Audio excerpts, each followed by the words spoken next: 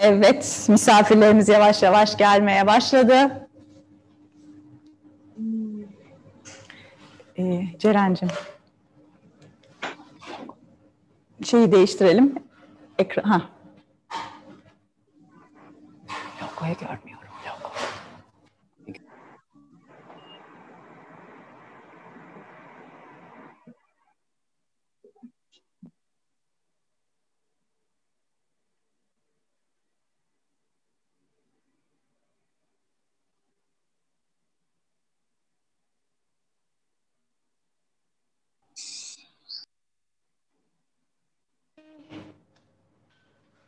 Yeah, we have about more than 100 something. Let's wait. 122. Oh. Yes. Quite the audience. Merhaba. Yeah, quite busy today. Very well. Let's go. Ceren, we will do it. We will do it, Ceren. Okay, they can see us, they can hear us. Excellent. Evet, değerli misafirlerimiz hoş geldiniz. Sesim geliyor herhalde.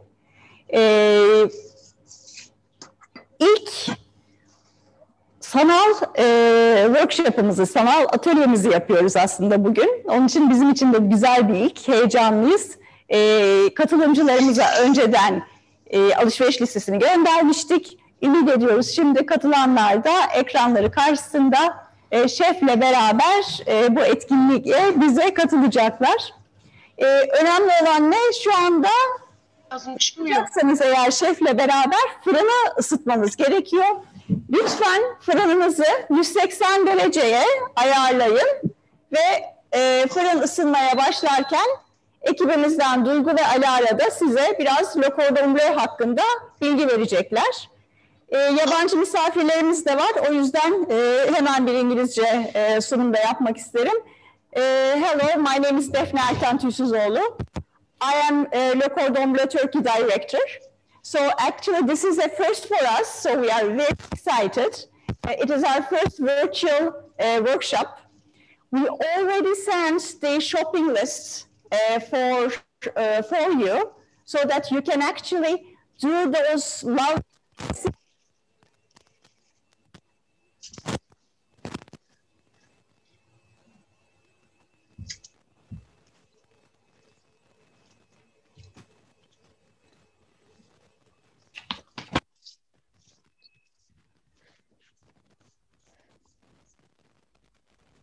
İstanbul. Thank you.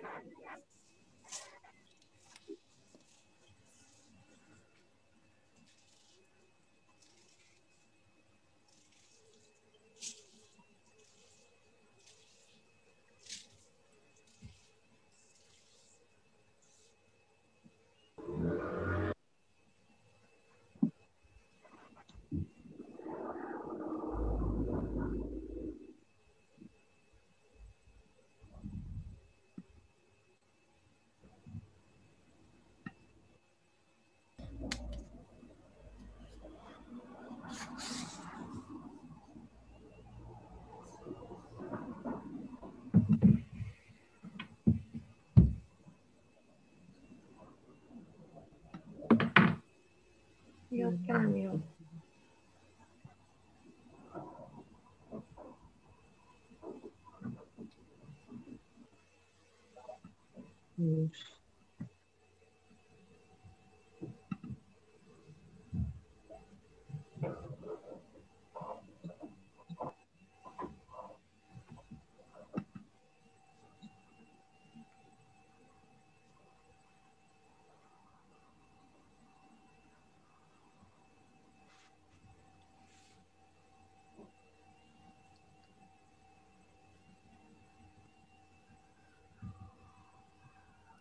Ses gelmiyor.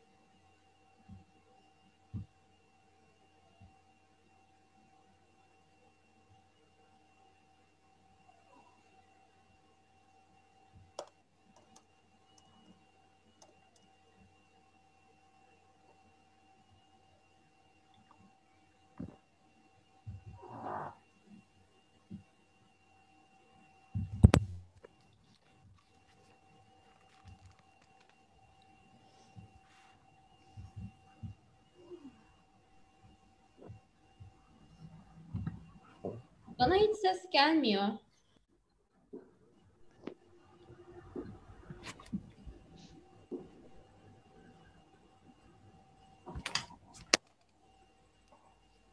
Kimseye gelmiyor galiba. Bize de hiç ses gelmiyor. Evet, kimseye zannediyorum ses gelmiyor. Bizde de ses yok. Evet. Başlayınca sanırım açacaklar.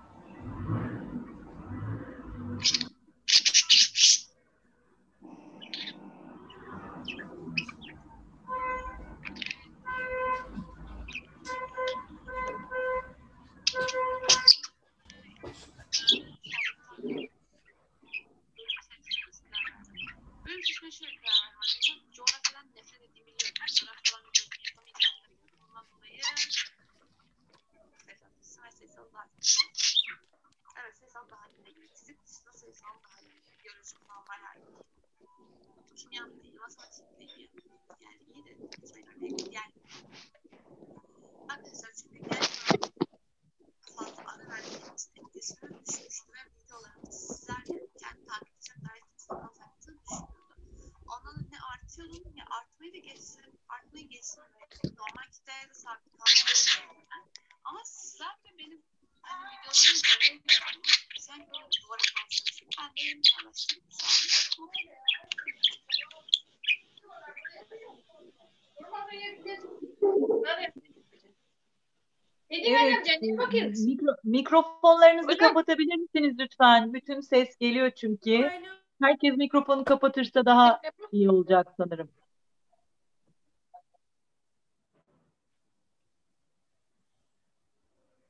sen de açtın mikrofonu. Ben Kapalı.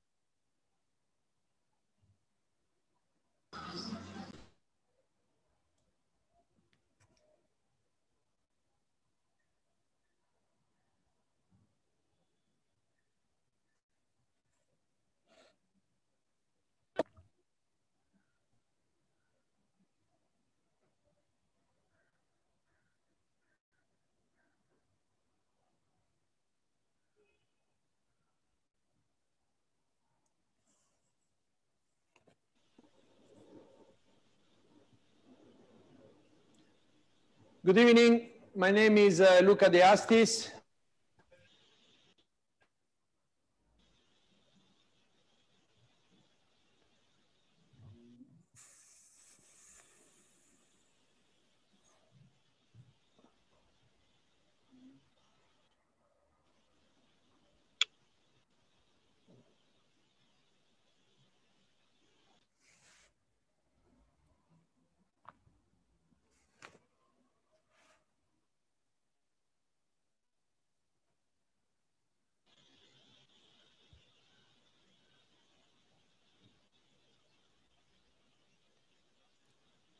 Dolgu için bal kabağını pişirmemiz gerekiyor çünkü. So we have the pumpkin clean, deprive of all the skin and all the green part. Bal kabağını temizledik, yeşil kısımlarını aldık. And now we're gonna start to slice as thin. I would say half centimeter. So 5 millimeters, very, very small. Yarım santim yani 5 milimetre kadar dilimliyorum. Gayet küçük olacak.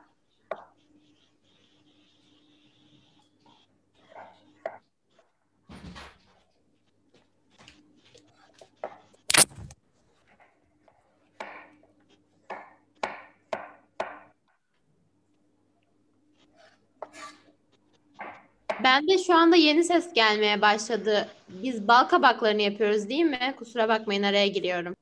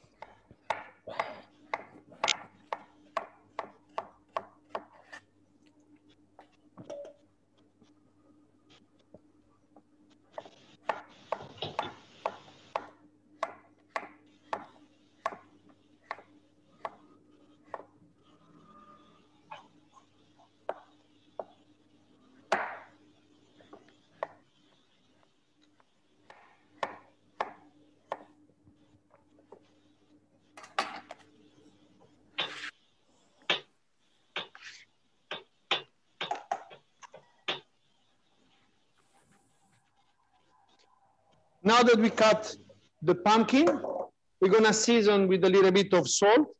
Bal kabağını kestik şimdi. Biraz tuzla çeşnilendiriyorum. pepper, karabiber and olive oil. ve zeytinyağı. Say 20 milliliters. 20 mililitre kadar. And we mix it together. Bunları karıştırıyoruz.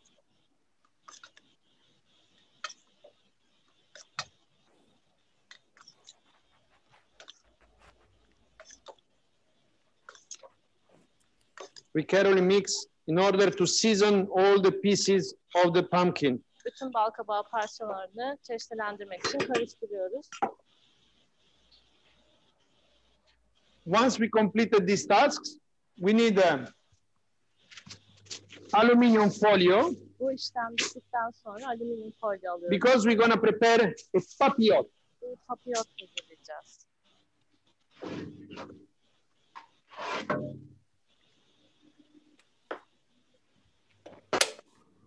So, on your tray oven, you're going to open the aluminum folio. Fırın tepsisine alüminyum folyoyu We're going to koyuyoruz. insert the pumpkin. Balkabağını We yerleştiriyoruz. make sure that we open, keep it as flat as possible Düzlüyorum olabildiğince. in order to ensure evenly cooking. Eşit pişmesi için. Once we do that one, we're going to add a couple of branch of thyme. Birkaç dal kekik ekliyorum. And then we close the papillote. Ve papilotu kapatıyorum. Keep it flat. Düz bir şekilde We close. kapatıyorum. Now the cooking with the papillote will ensure evenly cook of the pumpkin, and we will avoid to put extra water in the pumpkin because we wanted the stuffing of the cappelletti quite dry, not watery. Kapeletin dolgusunun kuru olmasını istiyoruz. Sulu değil. O yüzden bu yöntemle pişiriyoruz. Once we did that one, we go in the oven for approximately 20 to 30 minutes. 20-30 dakika arasında fırında pişecek.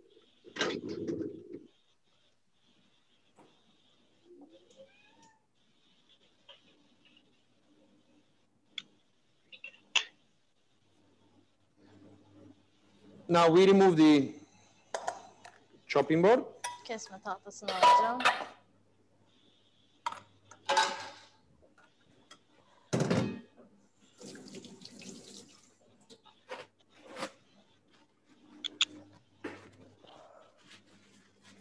I clean up my scraper. I will need it now. Kazıcıyı temizliyorum.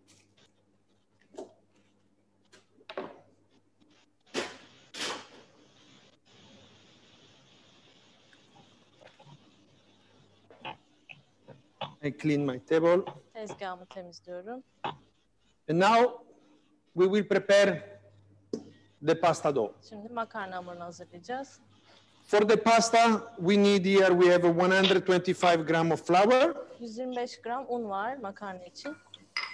So once we have this one, we're gonna make a well in the center. Ortasına bir çukur açıyorum.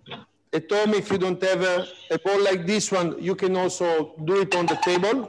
Evde böyle bir kabınız yoksa tezgahta da yapabilirsiniz. We're gonna add a pinch of salt. Bir tutam tuz. We're gonna add more or less 5 to 6 gram of olive oil. 5-6 gram zeytinyağı. We add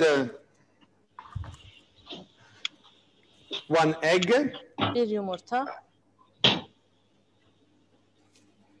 And 1 egg yolk. Ve bir yumurta sarısı.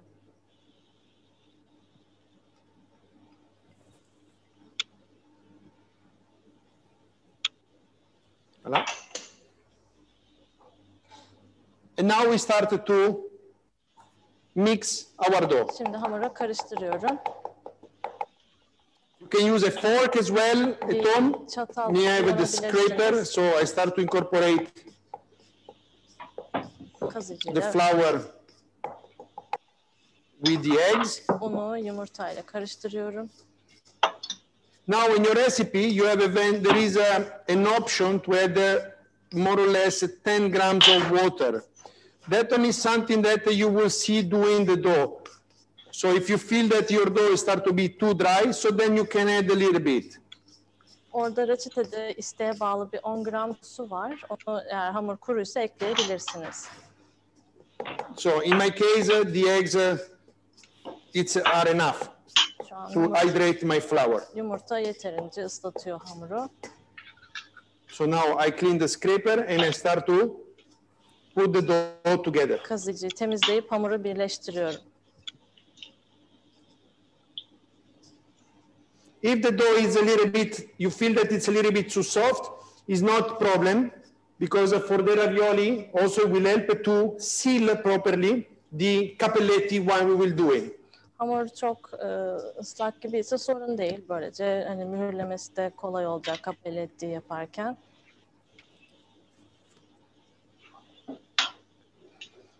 Now I take out the dough. Hamuru alacağım şimdi. And I will work on the table. Ve tezgahta yoğuruyorum. Till having a smooth texture. Pürüzsüz bir doku elde edeceğiz.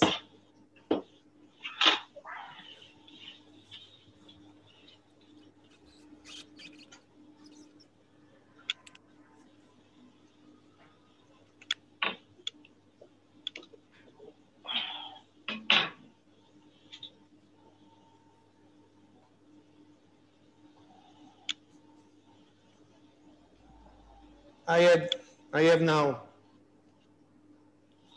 reached the right texture of my dough. Hamur doğru kıvama geldi şimdi. Now I will stretch it and I will put it to rest in the fridge 15 to 20 minutes. Streçleyip dolapta 15-20 dakika dinlendireceğiz.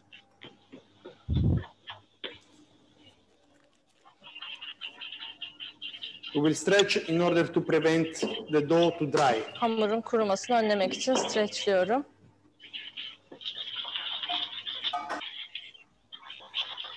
Allow me to clean. Bir temizlik yapalım.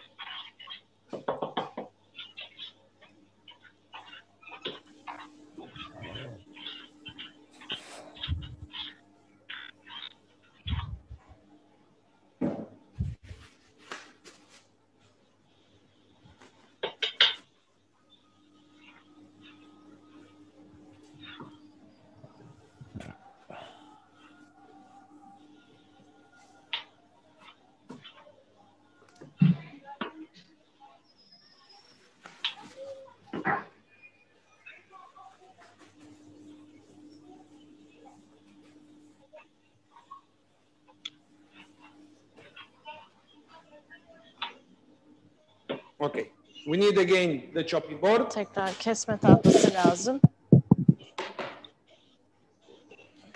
So, next step, we need to toast the hazelnut.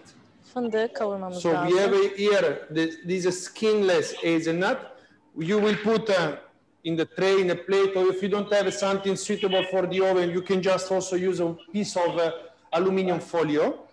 Bunu bir tepsiye alıyorum. Eğer yoksa tepsiniz bir alüminyum folyonun içine de koyabiliriz. And then we will put to toast in the oven for 5 minutes. Sonra 5 dakika fırınlayacağız bunu.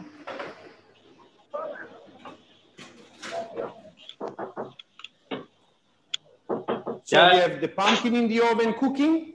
We have the pasta dough that is done. And we are toasting the hazelnut in the oven. Şimdi in this moment, we're gonna pass to prepare the base of our Parmesan cream. Bal kabağı fırında, fındıklar fırında, hamurumuz da dinleniyor. Şimdi parmesan kremasına geçebiliriz. For the Parmesan cream, we need 125 gram cream and 1 garlic cloves. 125 gram krema ve bir diş sarımsak gerekiyor bunun için.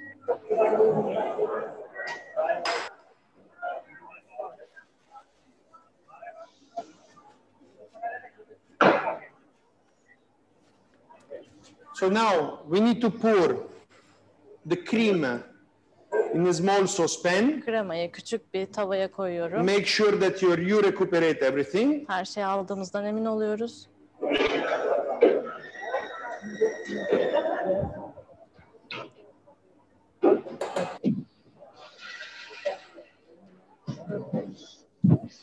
You take the garlic, cloves, you cut in a half. Dişini alıp Of course, ikiye if bölüyorum. it's this, with the skin, you will remove the skin.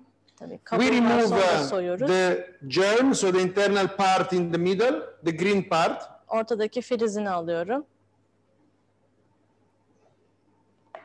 And then we place the garlic inside the cream. Kremanın içine yerleştiriyorum. And we will put in the medium heat just for the cream to start to heat up and allow the garlic to infuse. So the cream is going to have this nice garlic flavor, but without having the taste.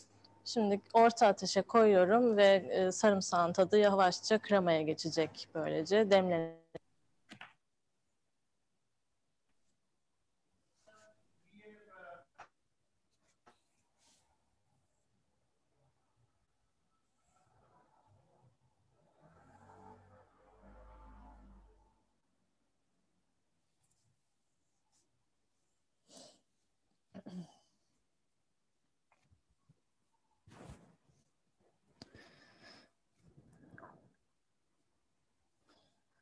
Mustard grain, Biraz hardal tohumu, thyme, kekik and ginger. ve zencefil. So we're gonna, and then of course we have the pear. Tabii Okay, armut da var. the pear we're gonna peel, we're gonna dice in small cubes. So what is called in French macédoine. Küçük küpler halinde doğrayacağız. Fransızca'da masedoğan deniyor buna. Macédoine, to make you understand, is the size of the green peas, more or less. Bezelye boyunda anlamanız için. So in the recipe that I send you, that we sent you, there is we start with the sugar caramelized, and then after we deglaze with the vinegar and the grappa.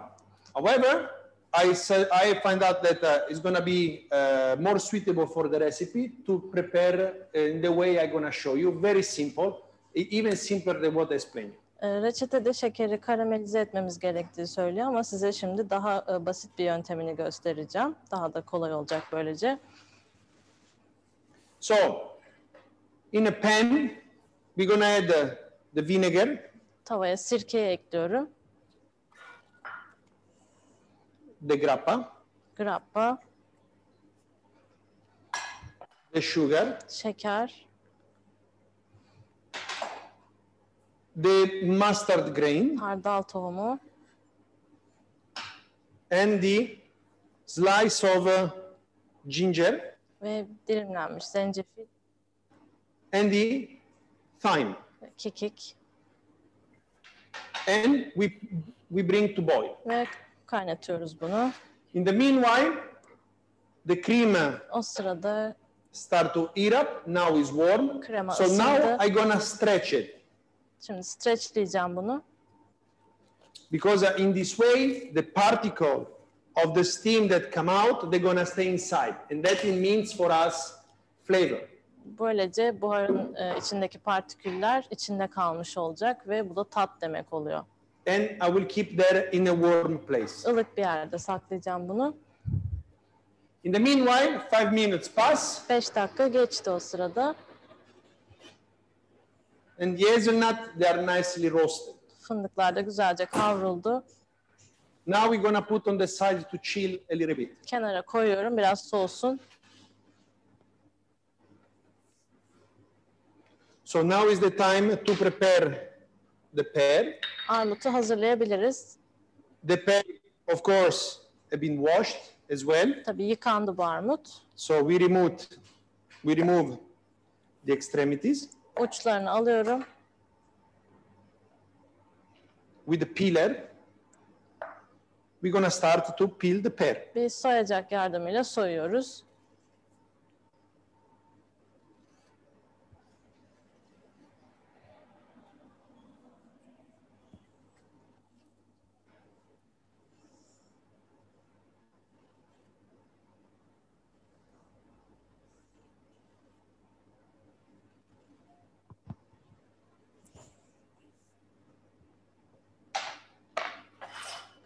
Once the pear is peeled, I'm going to cut in half. Armutu soyduktan sonra ikiye bölüyorum. I cut again in half. Tekrar ikiye bölüyorum. With the small knife, I'm going to core it, so I remove the seeds. Küçük bir bıçakla içine alıyorum. Çekirdeklerini çıkartıyorum.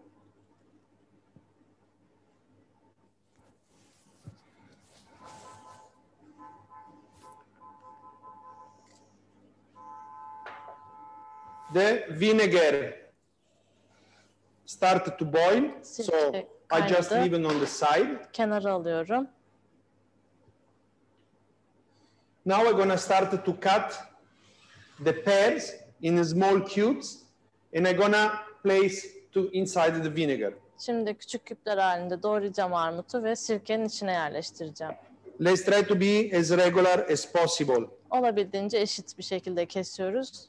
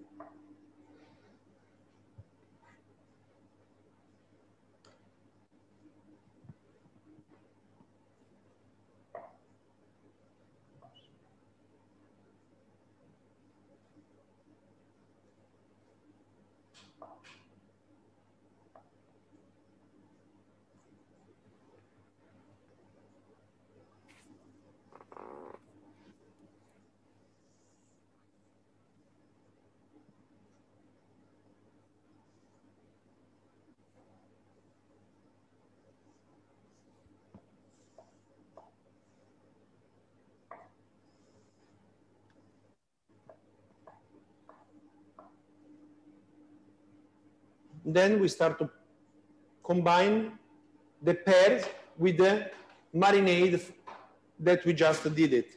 Armutları hazırladığımız marinasyonla birleştiriyorum.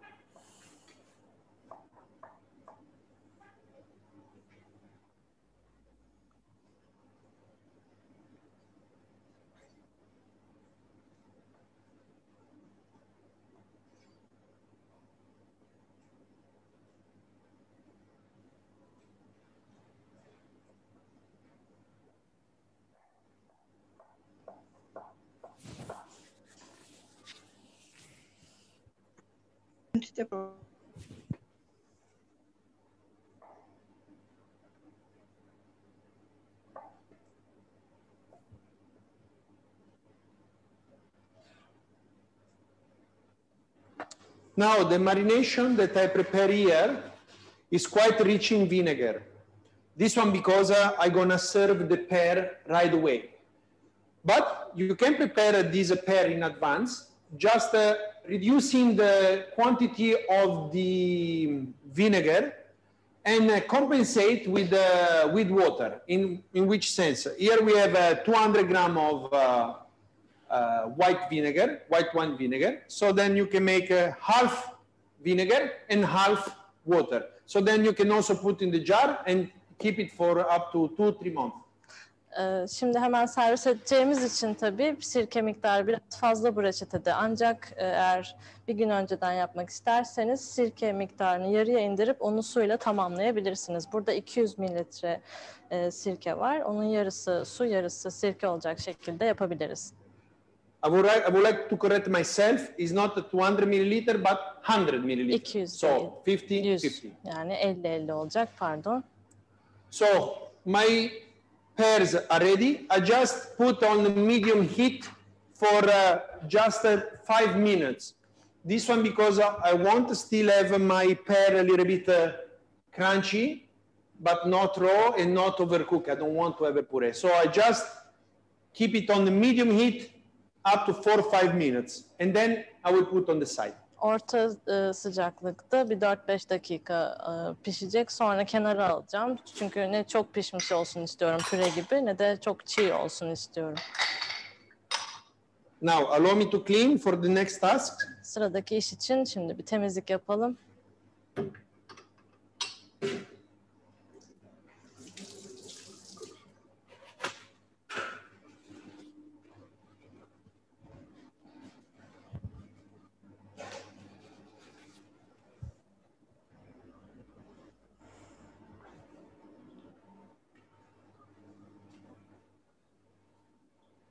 Okay.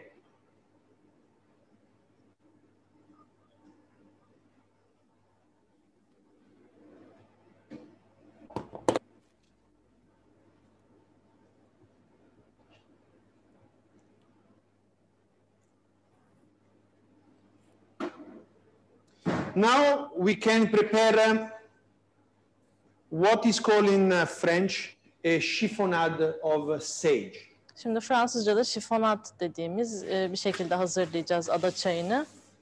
A chiffonade is a very thin cut that consists in a cut very thin like a julienne. We're gonna cut very, very thin filaments of the sage that we're gonna add to the stuffing of our cappelletti. Bu ada çayını çok ince şeritler halinde doğrayıp cappelletti'nin dolgusuna ekleyeceğiz.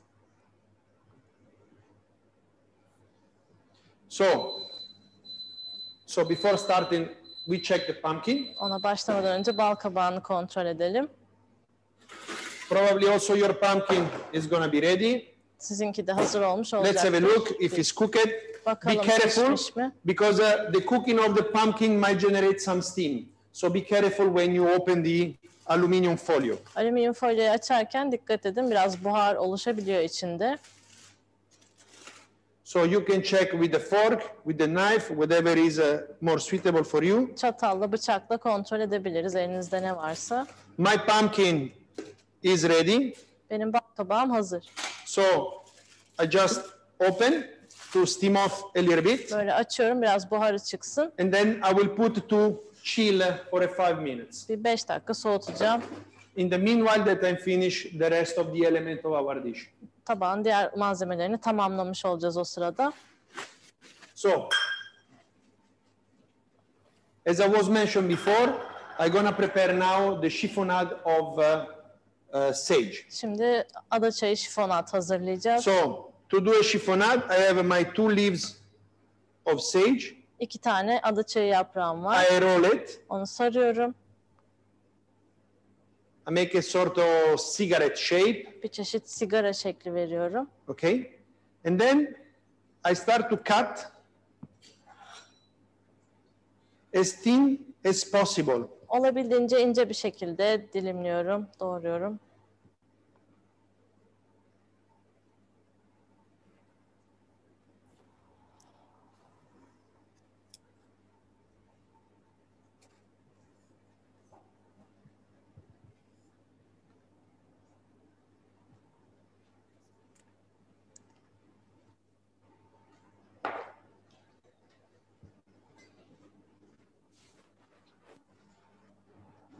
You see the chiffonade is very thin.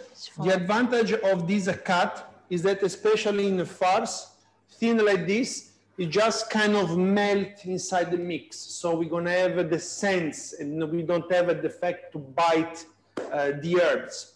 So it's gonna be really, really flavor. We're gonna have a really good flavor, complementary flavor for the pumpkin. So this one we can put on the side. Now, şimdi bunu ince kesmemizin sebebi dolgunun içinde tadı kayboluyor aslında. Yani kendisi kayboluyor, tadı ortaya çıkmış oluyor. Now we can start to prepare the chives. Frank soğanını hazırlamaya başlayalım.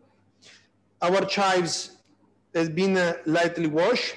Bunlar yıkandı. I'm gonna keep just a couple of stems that I'm gonna cut differently, that we're gonna embellish, we use as a decoration at the end of our dish. So I take birkaç tanesini ayırıyorum. The chives, and I will slice. I need to chop. Bu Frank soğanını doğramamız gerekiyor. Hepsini birleştiriyorum. So, and I will use the same technique that I use for the sage. So I just regroup my stem together, and then I start to cut. Ada çayında kullandığımız gibi aynı tekniği yapacağım. Birleştirip hepsini toplayıp kesiyorum böyle. 11, 19. You will see the chives, it looks like a straw, so there is a hole in the middle. So we just need to perform a cut that allow us to appreciate the herbs without crushing, otherwise they're gonna take out the water. And then that one, it will make look the chives old. Otun yapısı biraz pipete benziyor. Görmüşsünüzdür. Ortası boş. Böylece hani en iyi şekilde onu sunacak şekilde kesiyoruz. That one ezilmemiş is oluyor. what it looks like. Böyle görünmesi lazım. These chives we will save. Bunları da ayırıyorum. And then with this one,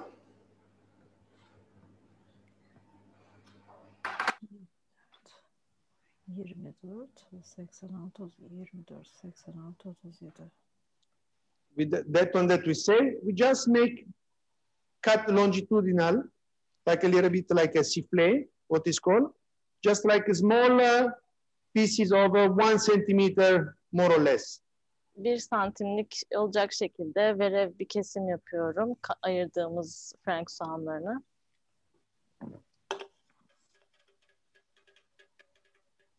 Like this. This is what we are looking for. Bu şekilde olacak.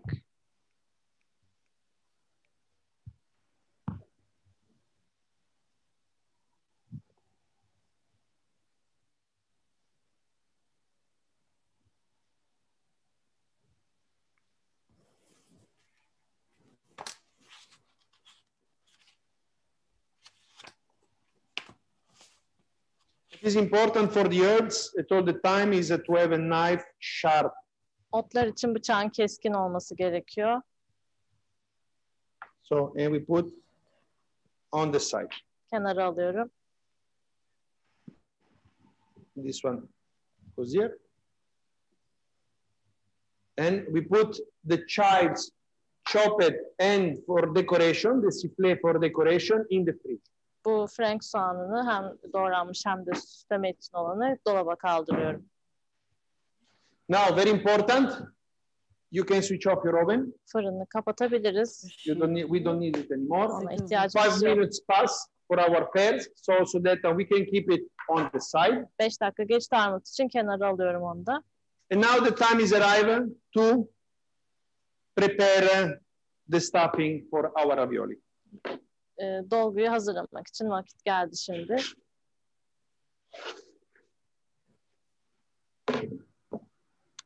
For the ravioli, for the pumpkin, you can use a RoboCoop, a blender. Me in this case, I'm gonna use a sieve. It's gonna work as well. I'm gonna just crush, press the pieces of cooked pumpkin on top, and I will have the same result of a puree. Bal kabağı için bir Robocop blenderda kullanabiliriz ama ben elek kullanacağım. Üstünden bastırarak bileceğim ve aynı işi görecek. Once you blend your pumpkin, add inside as well 20 grams of butter that you have for the stuffing. Bal kabağını blenderdan çekmek için 20 gram tereyağını da ekleyin dolguya.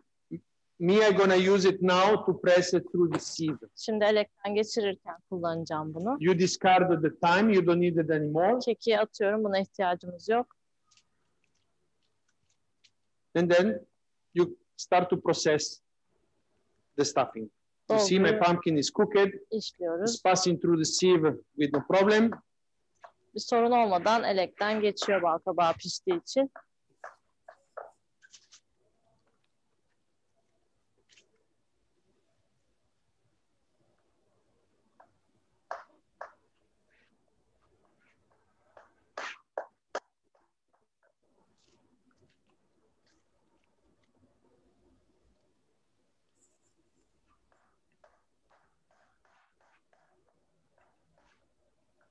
I put the butter. Tereyağını da koyuyorum.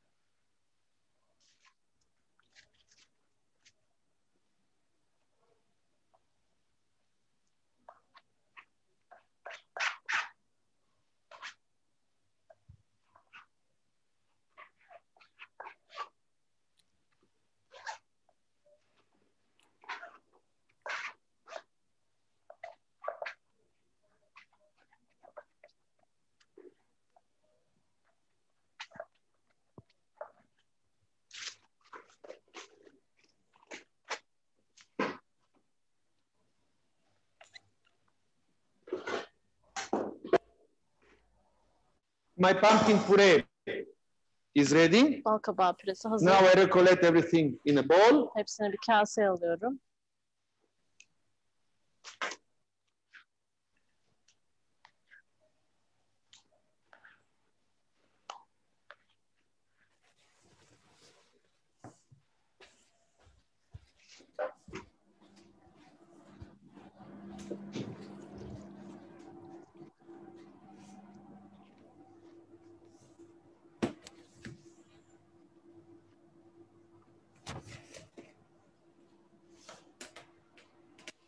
Now we're going to add the rest of ingredients. Malzemelerin kalanını ekleyeceğim şimdi. So we add the sage chiffonade that we just cut. Şimdi kestiğimiz adaçayı şifonada ekliyorum. We add the cardamom. Kakule. Cardamom powder. Kakule tozu. 1 gram. 1 gram. Then we have 2 grams of nutmeg. 2 gram muskat var. And the parmesan. Ve parmesan.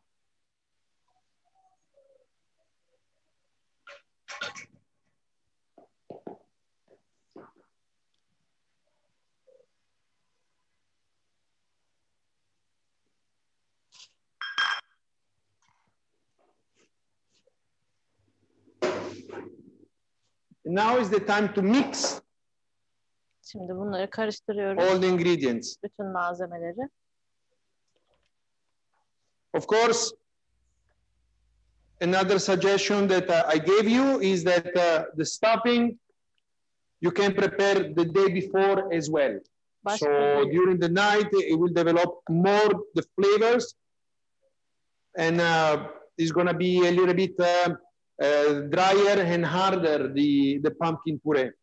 However, you will see even now it works very well.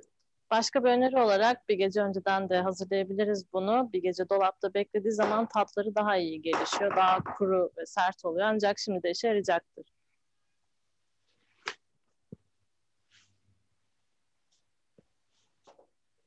So this one, the texture that needs to have. Kıvamı böyle olacak. Okay. In my case, I'm gonna place now the puree inside the piping bag with the nozzle. Okay. At home, if you don't have piping bag, you can just put the container in the fridge, and after Mia will pipe the stuffing, the farce of the cappelletti on the dough. You can use simply a teaspoon to make the same process. Şimdi bir duyu takımı olan sıkma torbasına yerleştireceğim bu dolguyu. Ancak sizin evinizde sıkma torbası yoksa bu kabı direkt dolaba da kaldırabilirsiniz ve bir çay kaşığı yardımıyla hamurun üstüne koyabilirsiniz dolguyu. Of course, don't forget to taste Tadına and adjust the unutmayın. flavor if needed. I'm gonna add a pinch more of salt and a little bit of pepper. Bir tutam daha tuz ve karabiber ekliyorum. Tadına bakmayı unutmayın. My pears, they are marinating. They are doing very well. Armutlar marine oluyor. Gayet iyi gidiyor.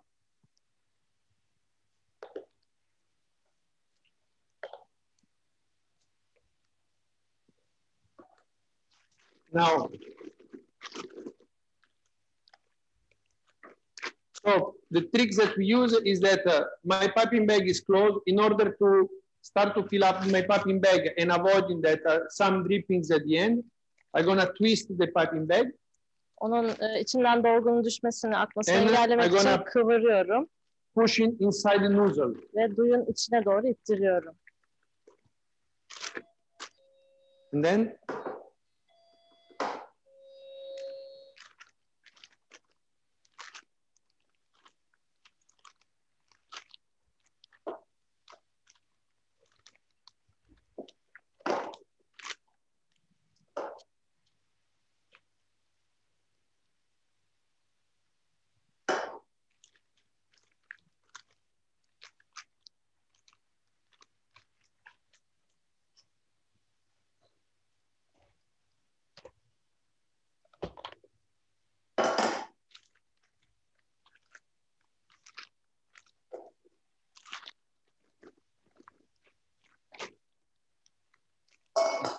now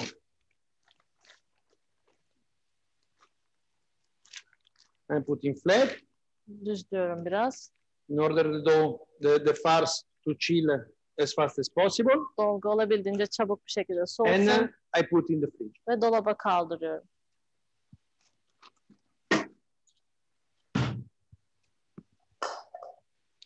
Before I start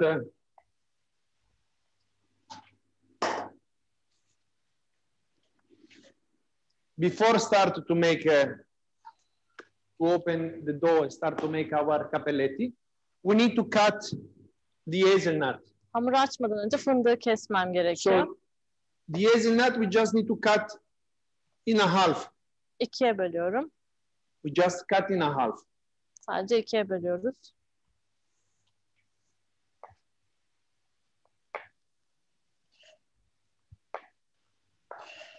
Don't worry if we break down. That also is based on personal taste. Kırılırsa sorun değil. O zevkinize kalmış. The hazelnut is a very good complement very well the taste of the pumpkin. Bal kabağının tadına çok güzel eşlik ediyor fındık. It's gonna bring a nutty and earthy flavor. Böyle fındığımsı ve hani toprağımsı bir tat sağlıyor. And also on the dish is gonna give extra crunchy. Tabakta da bir çıtırlık olacak aynı zamanda.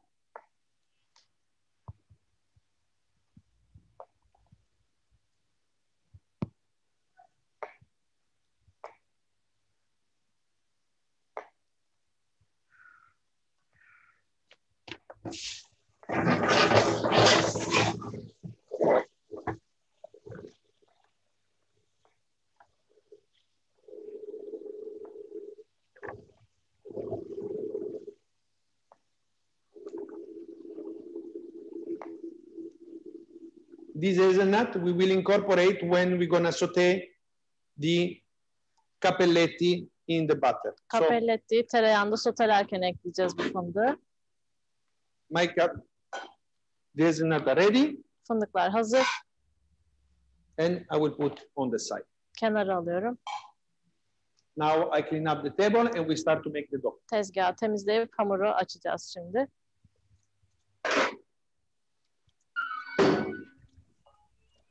Bu kış evdeyiz. İncecik gayet başarılı.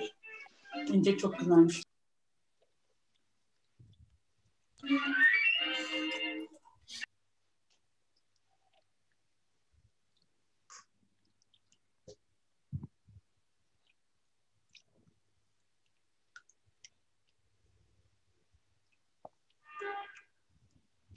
Okay. You have our pasta machine. Makarna If you don't have a makinemiz. pasta machine, of course, you can still do it. There are many women also in Turkey that they are very skilled in order to open the fresh dough to make mantı. So now we are applying the same technique. The only thing that we have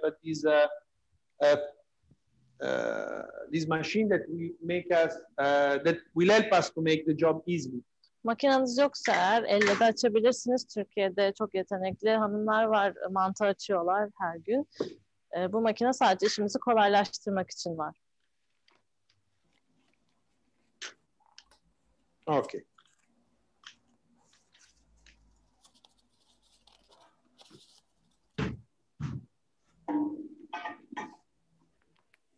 Now we can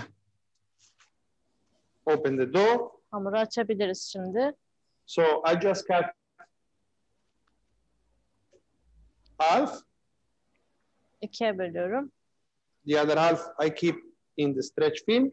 Strecin içinde tutacağım diğer yarısını. I prepare for myself, but not a must. A little bit of a semolina, so the flour made from durum, so from the hard wheat.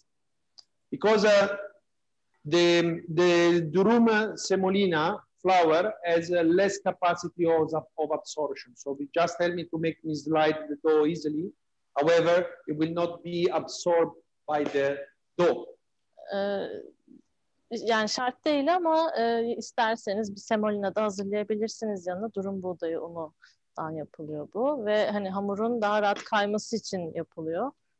However, if you don't have it, it's not a problem. You can also use the regular flour that you use to make the dough. Ama hani normal hamuru yapmak için kullandığımız undan da kullanabilirsiniz. Yoksa çok sorun değil. Like that one. Bunun You gibi can also aynı. use this one. There is absolutely no problem. Hiç sorun değil. Bunu da kullanabiliriz.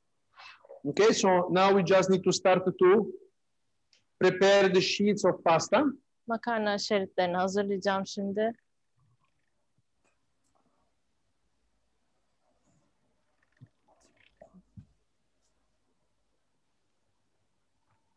Okay. My dough has the right humidity. Doğru So I nem don't think I'm gonna oranında. need extra water to close the cappelletti later on. Fazla su koymama gerek kalmayacak kapellettiği kaparken. So I make one, and then I start. Birden You can see çekiyorum. all the pieces I put together in order to start to have a regular shape. Eşit bir şekli olsun diye bütün parçaları birleştirdim.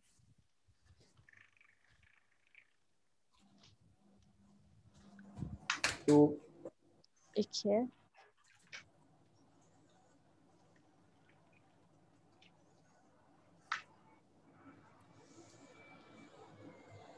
So now I go back to zero, to the beginning. Tekrar I sıfıra fold my dough. getiriyorum. Hamuru katlıyorum. That one, it will help me to gain elasticity. So also when I need to fold the dough, I will make sure that the dough is elastic enough and it will not break. Bu elastisite sağlayacak. Yani hamuru kapatırken kırılmamasını sağlayacak bu elastikiyet. And then I start again from the highest. from the thickest one, and then going down. Kalından başlayıp devam ediyorum. As you can see, I didn't start to add the flour yet. Unu daha eklemedim, görüyorsunuz.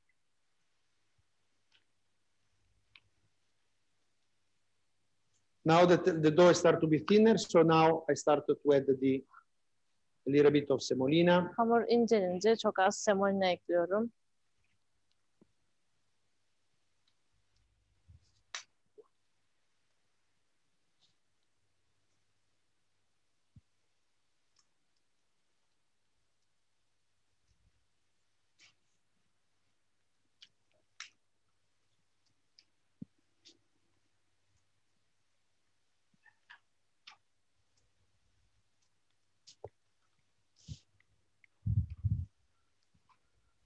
Okay, I add a little bit more semolina. Biraz daha semolina ekliyorum.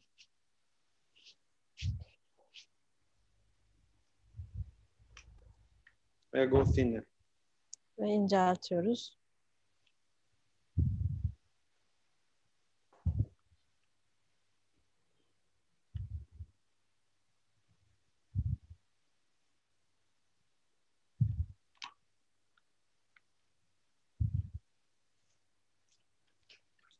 Okay.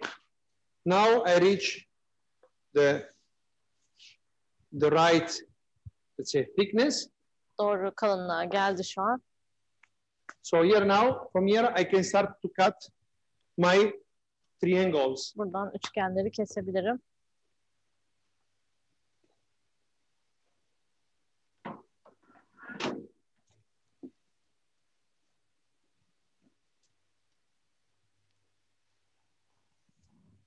The square of pasta where from where I start to prepare the cappelletti. Cappelletti hazırlayacağım sonra. So the cappelletti, let's say one of the main difference between tortellini and cappelletti is that the tortellini has a side of 3 centimeters, while the cappelletti is a little bit bigger, so 5. So now to take the measure, of course, not everyone, me, I have a small ruler that I can use, but would be unfair because maybe not all of you will have it. So just for your reference, more or less 5 centimeters is the length of your pinky, more or less. So you can use that one as a reference. Tortellini ve cappelletti arasındaki fark, tortellini 3 santim oluyor, cappelletti 5 santim civarında oluyor. Ben cetvel kullanırdım ama haksızlık olmasın diye küçük parmağımla ölçebilirim. Küçük parmağımızın boyu yaklaşık olarak 5 santime tekabül ediyor. I prepare here another tray where I'm going to put the rest of the pasta. And then you need to start to cut the shape of tortilla. Here more or less I'm in the middle. Tam ortası gibi oluyor aşağı yukarı.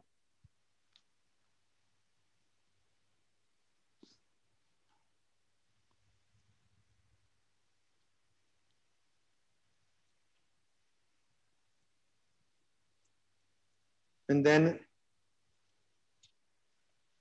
I cut again the middle of my sheet. Şeridin ortasından kesiyorum. And then I cut square. Ve kare yapıyorum sonra.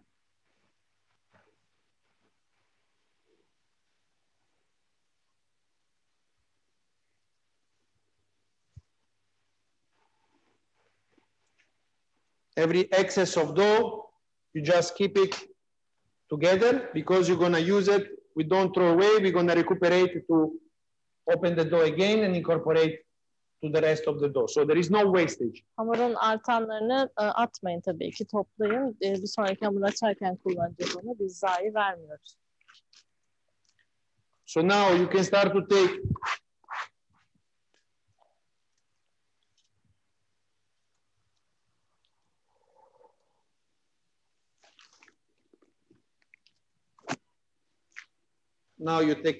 your dough. Hamuru alıyoruz. And then you pipe in the center. Ve ortasına sıkıyorum.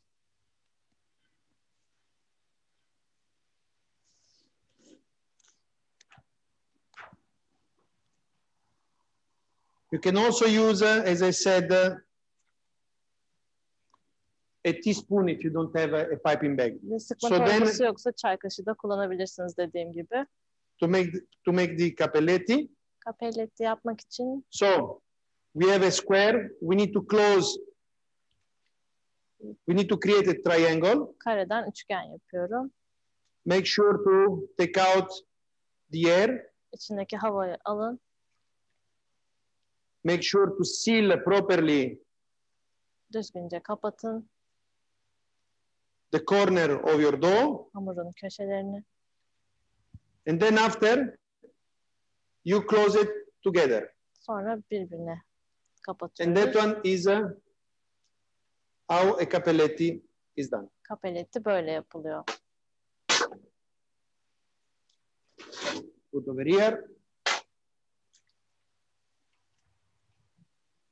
A little bit flour on top of a tray or plate is going to be fine. Tepsi ya da tabağın üstüne biraz un koyuyorum. In any case, you can always help yourself with a brush or maybe also simply with a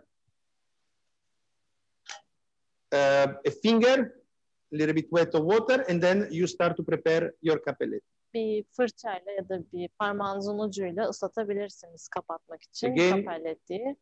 You make a corner, and Tekrar then köşelerinden.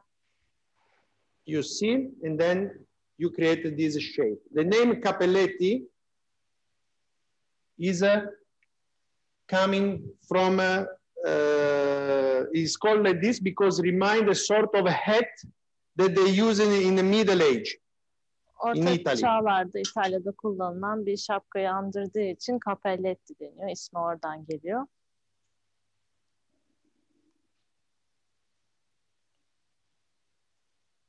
Okay, and then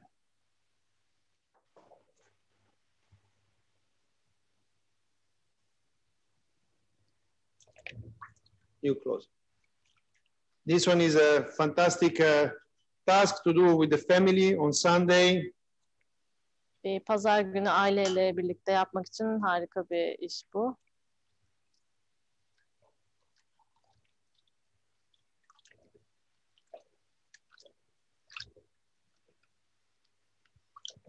And back.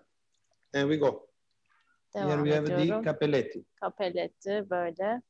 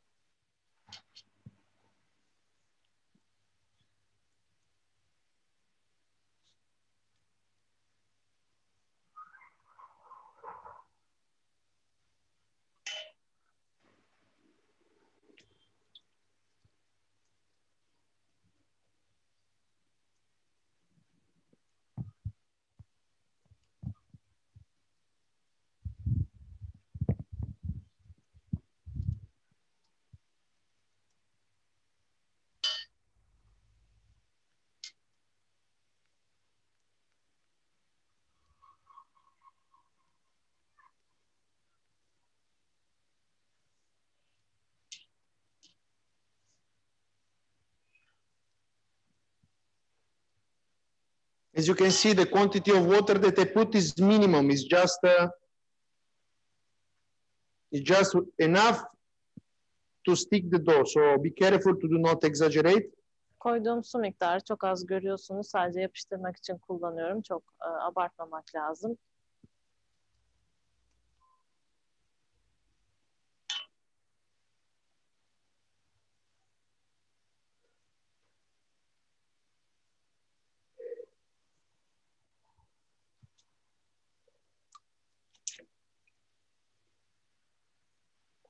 So this is the first batch. Now we go with the other one. So the reason why I didn't do everything is also to prevent the dough to dry too much. Hamurun çok kurumaması için hepsini açmadım. You can also make this square. There is no problem. Bir karede yapabilirsiniz tabii bunu. Sorun değil.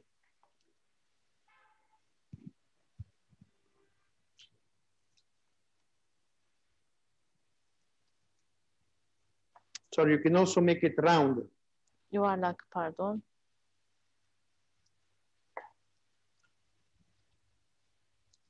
This one we're going to use after. So then Bunları sonra again, kullanacağım.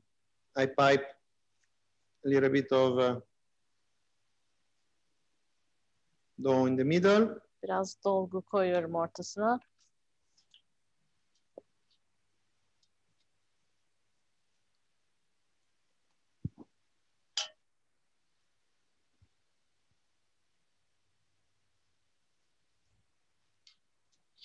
And then continue with the same operation. Aynı işleme devam ediyoruz. I'm sure the many of you, they're comfortable already with this one because I'm sure that they're able to do fantastic mantı at home on Sunday. So it's not going to be very difficult to do it. Birçoğunuz eminim aşinasınızdır. Yapması çok zor değildir. Pazar günleri mantı yapılıyordur evlerinizde.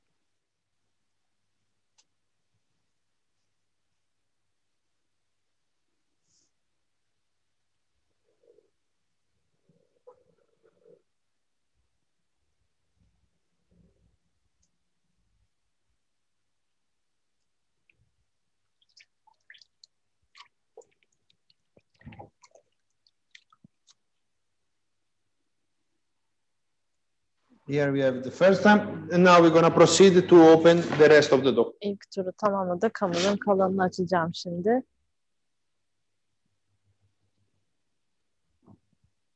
So this one is what it looks like at the moment. Şu an böyle görünüyor. Our capelletti. Kapellettilerimiz.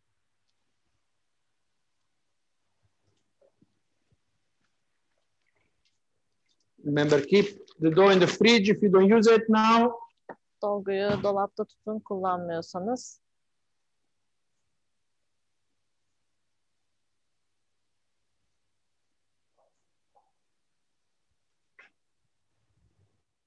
And then we start with the same process. Aynı işleme devam ediyorum. En geniş aralıktan. Just cut the stripes of a pasta. Makarna şeritlerini çıkartıyorum.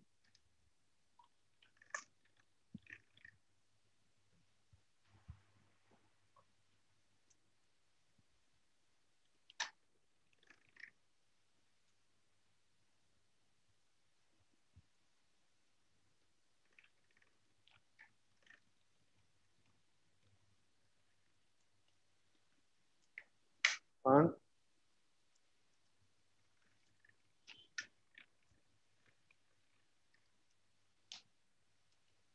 Two. 2.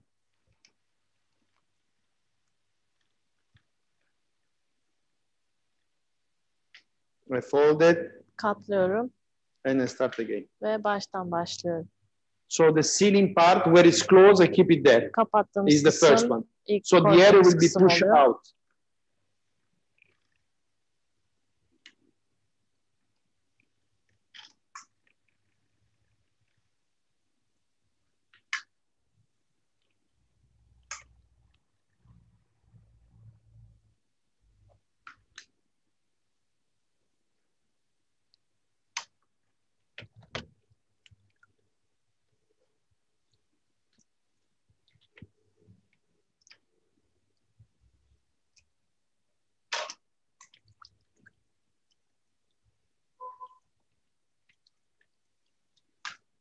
I add a little bit flour. Biraz unluyorum. Also that one I can cut in a half. Bunu da ikiye bölebilirim. Now I'm at the size of 4. I can 4'teyim leave şu an. in the gastronome stretched in order to make sure also that it's not dry too much. Çok kurumaması için üstünü streçliyorum. Okay, I keep it there. Burada I dursun. will give the last tour after. So now I go to 5. Şimdi 5'e geldik.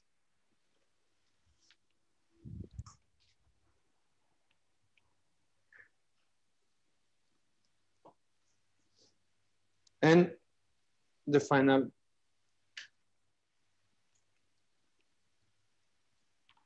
6. Ve 6. Okay, I take back my chopping board. Kesme tahtamı alıyorum.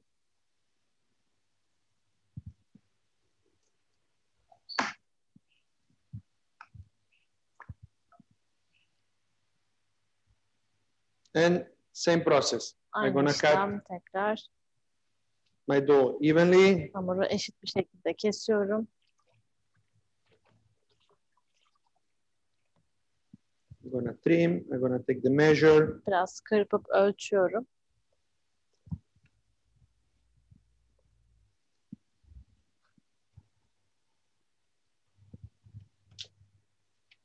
I cut half. İkiye bölüyorum. And then I calculate my 5 centimeter. 5 santime hesaplıyorum.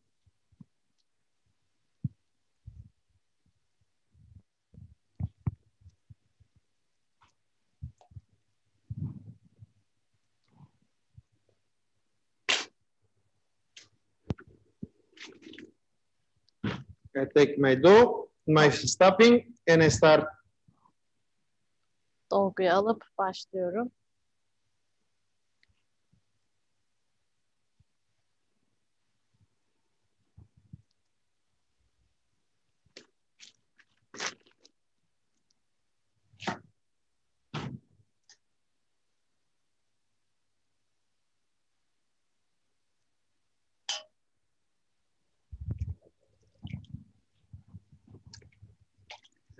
Close. I make the Kapatıyoruz. triangle, Üçgen yapıyorum. and then I make my capelette. Sonra kapeleti hazırlıyorum.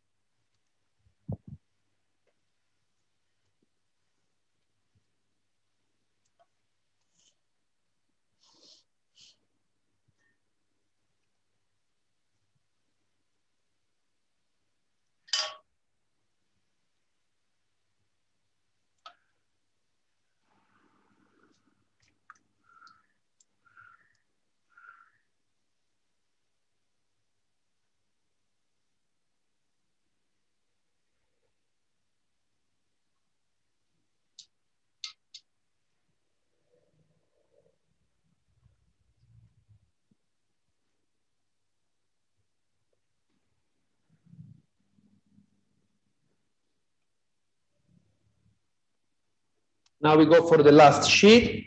Son şeride geçelim. We were at 4, so we go. 4'teydik. 5, 5'i yapıyorum. and then 6, 6.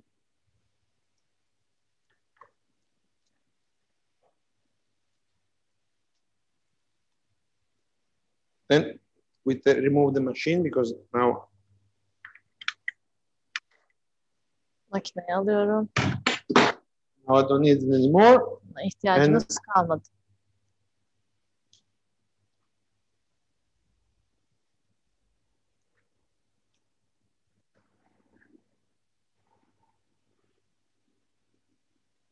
So we're going to proceed exactly the same way we did it Yine aynı şekilde ilerleyeceğiz. till now.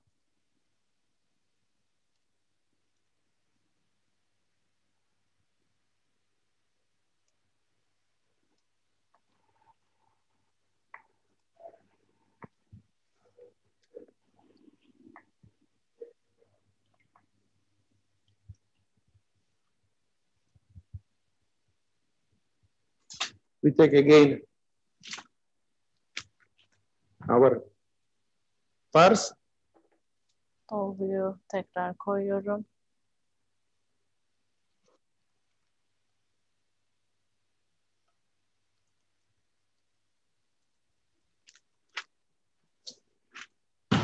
And we proceed with the last batch of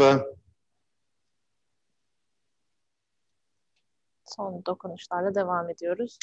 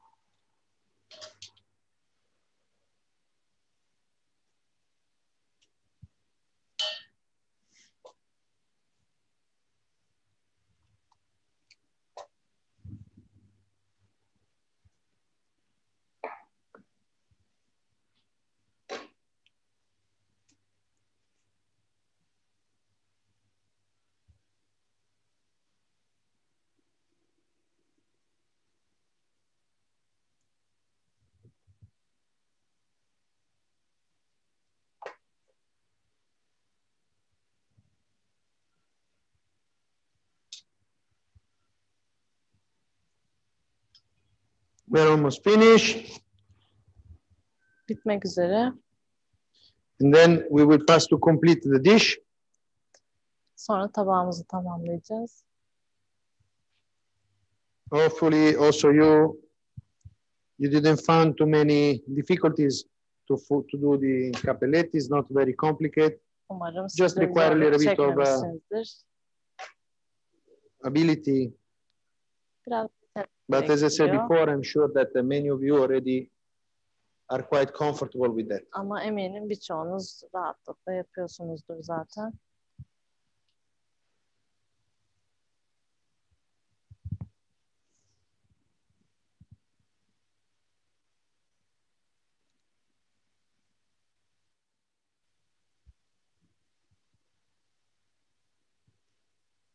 Of course, you can make it even bigger. Daha büyük de yapılabilir. In that case, they will be called cappellacci. O zaman capellacci deniyor buna. They come from both of them have origin in the region called Emilia-Romagna. Emilia-Romagna bölgesinden geliyor aslen. But the cappelletti are more Romagnoli, so on the side of the sea, so where there is Rimini, Ravenna, Forlì, while the cappellacci, they are more Ferraresi, city in Emilia-Romagna. Now, the cappelletti are ready. I'm gonna place in the fridge. In the meanwhile, that we finish the Parmesan sauce, and then we can proceed to cook it. Allow me to Dolaba clean. kaldırıyorum. Şimdi sonra parmesan sosu hazırlayacağız. Biraz temizlik yapalım.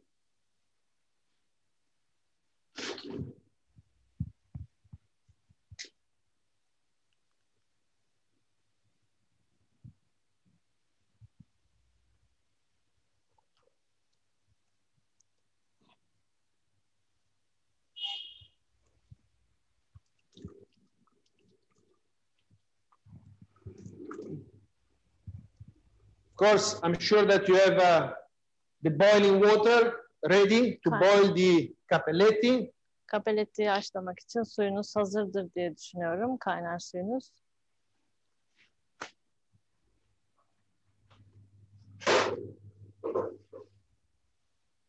So we start to boil the water. Suyu And we kaynatmaya start to prepare başlıyorum. the sauce of the cappelletti. Ve sosunu hazırlayacağım Cappelletti'nin. Where we're going to saute the cappelletti. Cappelletti onun içinde soteleyeceğiz. So the cappelletti we just simple saute with some butter. Biraz tereyağında soteleyeceğiz Cappelletti'yi. You start to melt the butter. Tereyağını eritiyorum.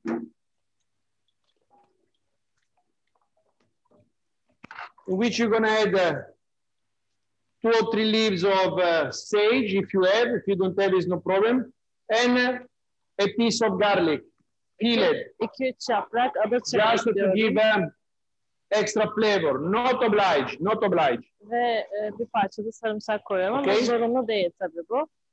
At this stage, you will add a little bit of the boiling water. Biraz kaynar sudan ekliyorum. And you will just let cook the butter on the side. Tereyağı kenarda A little pişsin. bit of salt Biraz tuz and pepper. ve karabiber.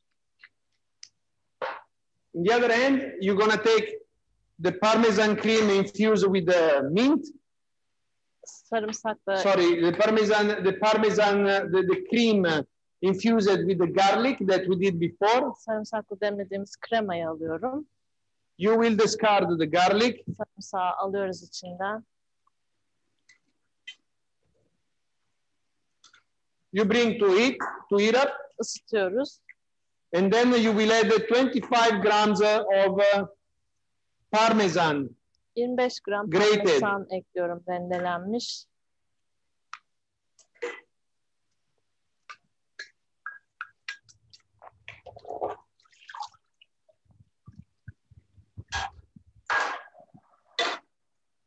Then you will mix with with the spoon Kaşıkla till the karıştırıyorum. parmesan is nicely melted inside the cream. Parmesan güzelce eriyecek kremanın içinde.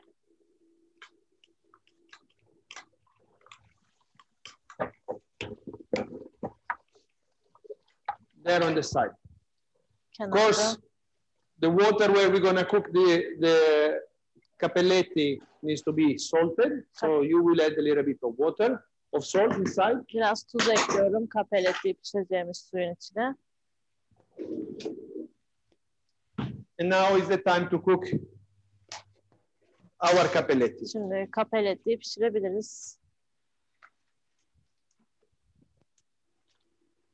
So this capelletti is so fresh, they will cook in 1 to 2 minutes, depending on how thick you did the dough. But if you stay on the same size that I did, 1 minute, 2 minutes is enough. Bunlar taze olduğu için pişmesi 1-2 dakika sürüyor sadece. Eğer benimle aynı boyda açtıysanız en fazla 2 dakika sürecektir.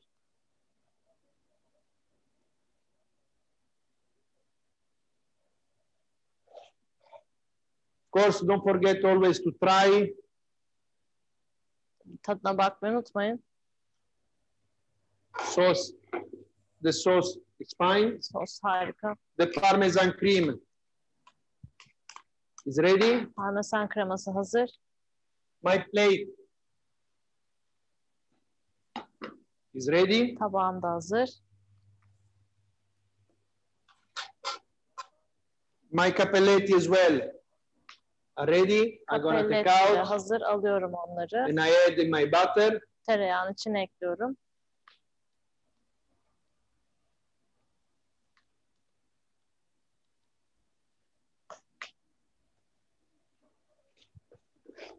And I finish to cook my capelletti. Please do not throw your cooking water because maybe you need a little bit more. If you didn't put enough water in the beginning, you can add later on. At this stage, we have we can add our roasted hazelnut. Kavrulmuş fındığı ekliyorum bu aşamada.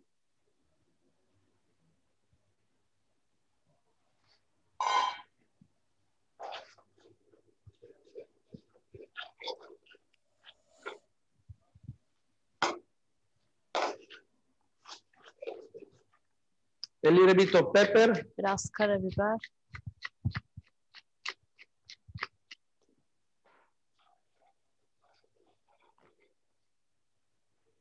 The capelletti are now ready. Capelletti so then we hazır can şu an. add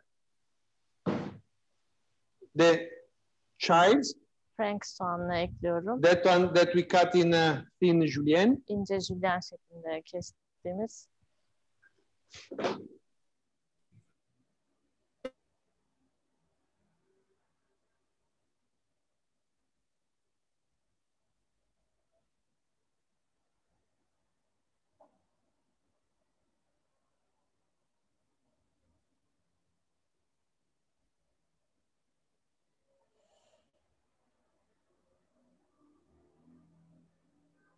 Parmesan cream Bir kaşık parmesan in the kreması middle. koyuyorum Then after ortaya. presentation is up to your artistic Sunum skills. That one is sizin one yeteneğinize suggestion. kalmış tabii. Bu bir öneri sadece.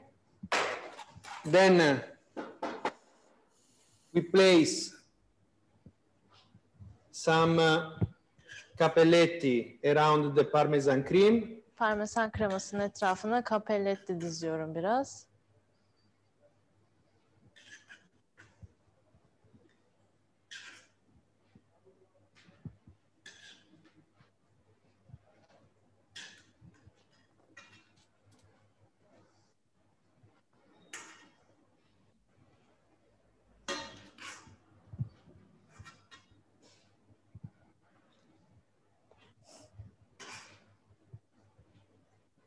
This is a little bit more refined version. Biraz daha Presentation. So rafine bir then sunum oldu bu. we take a little bit of the butter with the hazelnut Fındıktan and the alıyorum. chives, Frank soğanından. and we season on top of our capelletti. Capelletti'nin üstünü süslüyorum onunla.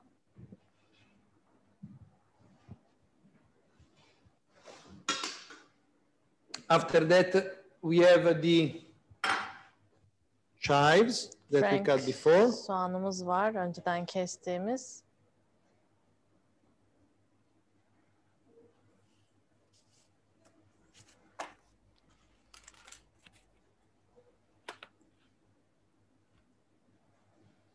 Then we have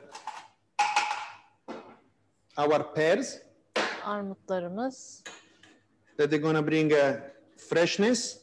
Bir tazelik katacak tabağa.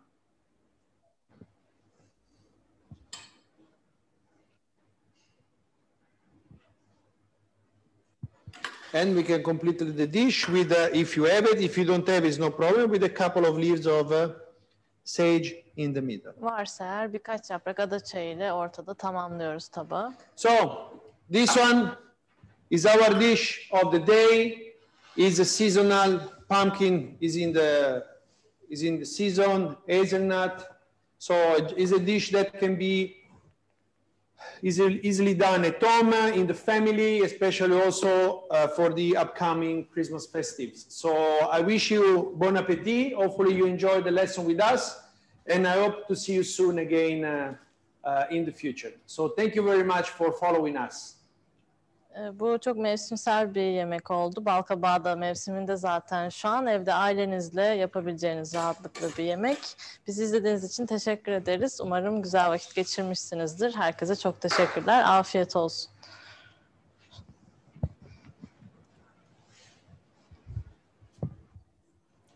Soru sorabilir miyiz acaba?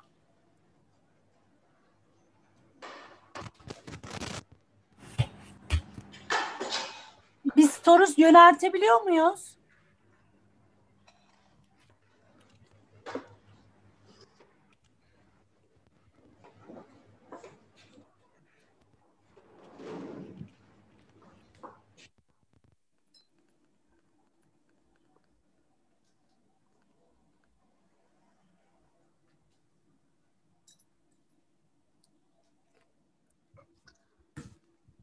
Yok, sanırım soru da yöneltemiyoruz. Teşekkür ederiz. Teşekkür ediyoruz. Çok teşekkürler. İyi günler Teşekkürler. herkese. İyi günler. İyi günler.